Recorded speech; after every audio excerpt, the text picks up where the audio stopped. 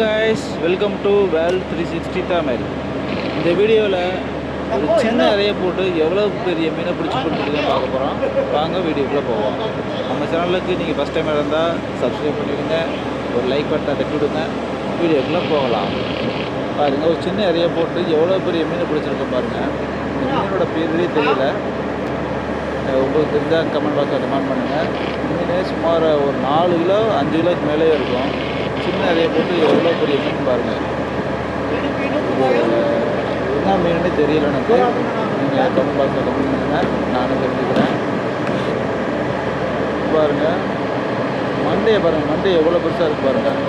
மீனை பிடிச்சது இந்த மீனோட ரத்தம் வந்து தெரிச்சிருக்கு பாருங்கள் மேலே, அதுதான் அப்படி தெரியுது. மீன் சரியான சைஸு, பெரிய மீன்